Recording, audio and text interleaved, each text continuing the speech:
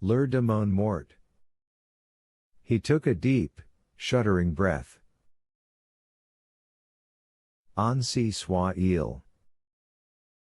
Lightning spilled through the room's one window in a brief blue-white glare as Delacroix got to his feet.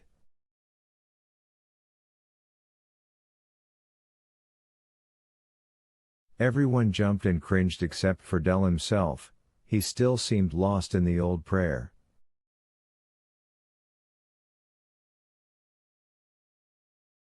He reached out with one hand, not looking to see where it went.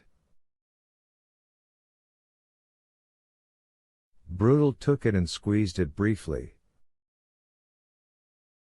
Delacroix looked at him and smiled a little. Nous voyons, he began, then stopped. With a conscious effort, he switched back to English. We can go now, Boss Howell, Boss Edgecombe. I'm right, Whitgod. That's good, I said, wondering how right with God Del was going to feel 20 minutes from now, when he stood on the other side of the electricity.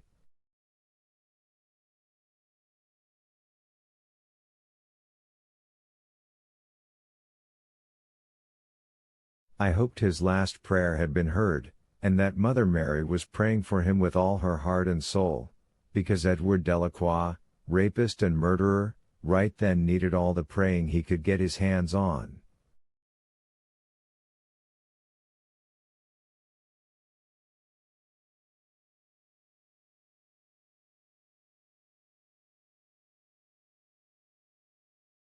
Outside, thunder bashed across the sky again. Come on, Del. Not far now. Fine, boss, dat fine. Because I ain't scared no more. So he said, but I saw in his eyes that, our Father or no our Father, Hail Mary or no Hail Mary, he lied.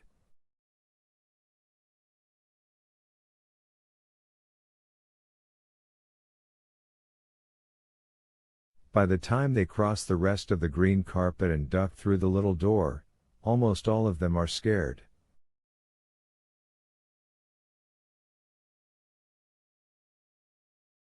Stop at the bottom, Del, I told him in a low voice as he went through, but it was advice I needn't have given him.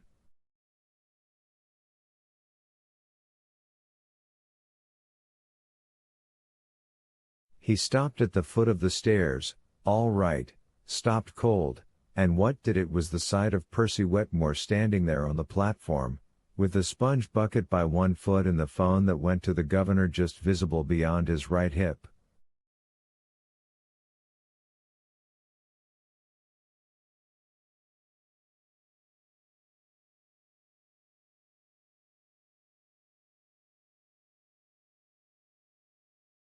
Non, Del said in a low, horrified voice.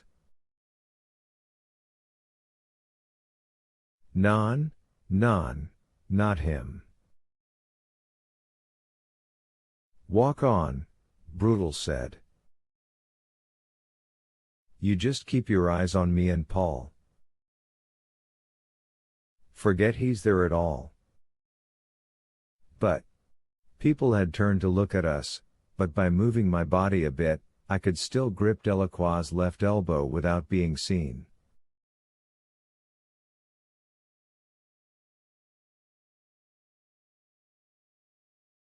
Steady, I said in a voice only Del, and perhaps Brutal, could hear.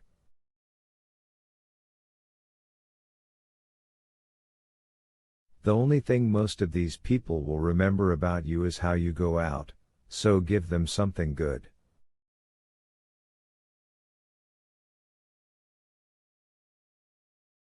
The loudest crack of thunder yet broke overhead at that moment, loud enough to make the storage room's tin roof vibrate.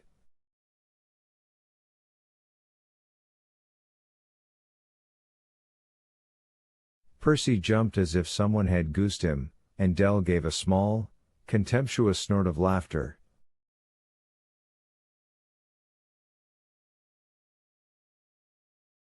"It get much louder dan dat, he gonna piddle in his pants again," he said, and then squared his shoulders, not that he had much to square.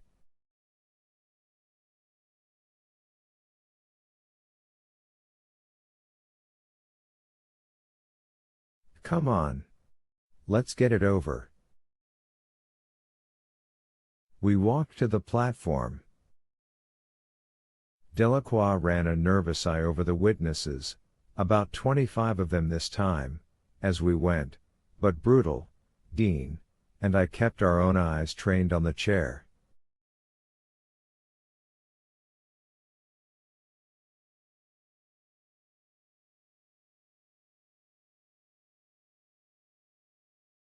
All looked in order to me. I raised one thumb and a questioning eyebrow to Percy, who gave a little one-sided grimace, as if to say, "What do you mean, is everything all right?"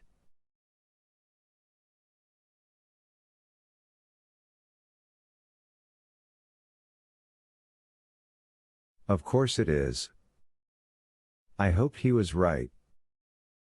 Brutal and I reached automatically for Delacroix's elbows as he stepped up onto the platform.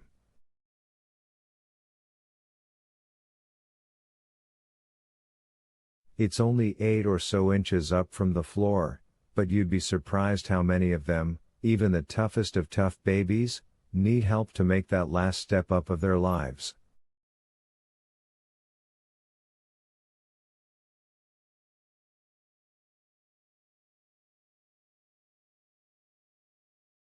Dell did okay, though.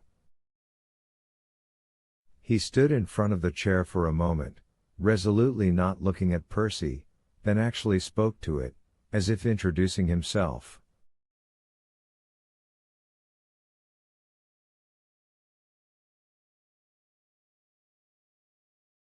"C'est moi," he said. Percy reached for him, but Delacroix turned around on his own and sat down.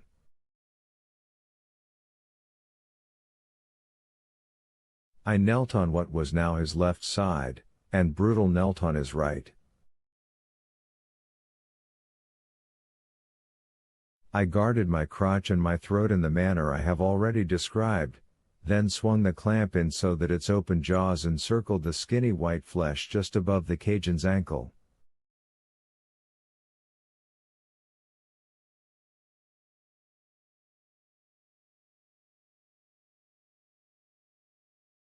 Thunder bellowed and I jumped. Sweat ran in my eye, stinging. Mouseville, I kept thinking for some reason. Mouseville, and how it cost a dime to get in. 2 cents for the kiddies, who would look at Mr. Jingles through his ivy glass windows.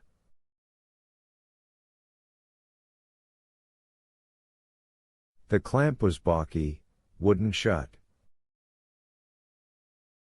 I could hear Dell breathing in great dry pulls of air, lungs that would be charred bags less than 4 minutes from now, laboring to keep up with his fear-driven heart.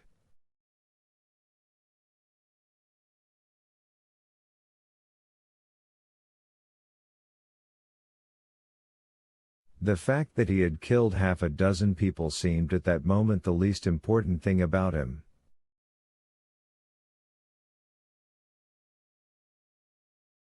I'm not trying to say anything about right and wrong here, but only to tell how it was.